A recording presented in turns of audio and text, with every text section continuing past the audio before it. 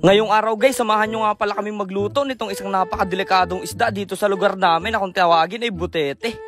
So for today's video nga guys ay may lulutuin tayo na isang kakaibang isda. Dahil nga guys kanina may nahuli yung kapitbahay namin dito ng napakalaking isdang butita kaya naisipan namin na lutuin ito. Syempre naman guys hindi naman kami sanay magluto niyan kaya ngayong araw guys may kasama kami magtuturo sa atin kung paano lutuin yan. Medyo delikado talaga guys at nakakatakot yung isda na yan, pwede kang mamatay at malason dyan. Dito nga guys sa part na to ay pinaprocess na yan nilulupido kung paano lutuin itong isdang butete. Pinapakita niya sa amin kung paano ito linisan at kung ano yung mga nakakalaso na part dito sa isdang to. Sabi niya nga sa amin ni Dugong habang nanonood kami dapat daw alsin natin yung abdo nito.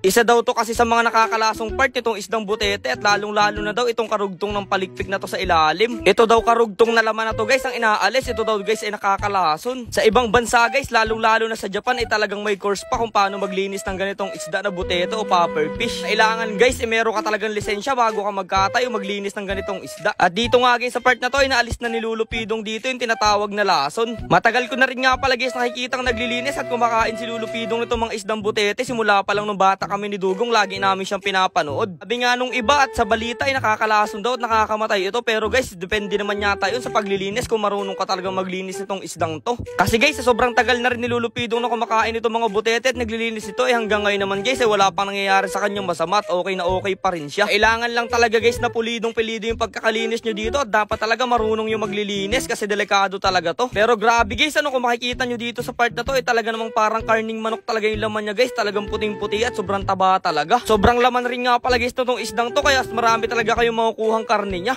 Ang mga luto nga pala guys ditong ginagawa minsan nilulupidong ay piniprito niya, pero ang kadalasang luto niya dito ay ginagataan niya sa luyang dilaw or yung tinatawag na luto dito sa amin na adobo sa luyang dilaw. Kadalasan nga guys namin to nakikita na pinupulutan nila dito sa lugar namin. At habang nagluluto nga guys dito si lulupidong ay nakaabang pala dito si Dugong sa gilid at gusto na rin daw matikman. Kaya nga guys dito sa part na to ay naglagay na rin sila ng pampalasang sangkap, tapos tumulong na rin guys ako dito sa paggagayat ng sibuyas at bawang. Ito nga pala guys si lulupidong ay kapitbahay lang namin ni Dugong, sobrang lapit lang dito sa bahay namin. Tapos eto na nga guys nilagay na nga dito yung sibuyas at bawang at nilagyan ko na rin ng paminta. Dinala ko na rin nga pala guys yung butay namin dito ni Dugong para dito na lang kami magluto. Kaso nga lang guys butas yung kaldero na nagamit namin isa kaya pinalta namin itong kawaling, sobrang kinis talaga at napakaputi. Naglagay na rin nga pala guys kami dito ng sili na medyo pang paanghang din. Tapos nung naisain na nga guys sa suka itong ating nilulutong isdang butete, nilagyan na rin natin itong gatanan nyug. Tapos eto nga guys nilagyan na rin nga pala natin ito na luyang dilaw at hihintayin nga lang guys natin yan ng ilang minuto at grabe ito luto na kaagad yung ating niluluto. Grabe guys itsura pa lang ay nakakatakam na talaga at sobrang laman pa nga niya. At eto nga guys yung ulo ng butete talagang nakangiti pa sa atin. Kaya nga guys dito sa part na to ay kumuha na agad ng bahaw dito si lulupidong at nagsandok do sa kanyang lagayan para matesting na daw niya kaagad at matikman niya yung luto namin. At syempre guys nandiyan rin nga pala sa gilid si Dugong na tuwan-tuwa na talaga at makakatikim na daw siya. At eto na nga guys yung first bite ni Dugong, nantinitan pa talaga siya. Grabe guys wala talagang pinapalampas na pagkain to si Dugong, pero okay naman yan guys, safe naman kasi veterano naman talaga guys maglinis yan si lulupidong itong isdang butete na to. Kaya ayun guys magpupud trip daw muna sila, hanggang dito lang muna guys, kita-kits na lang ulit tayo bukas.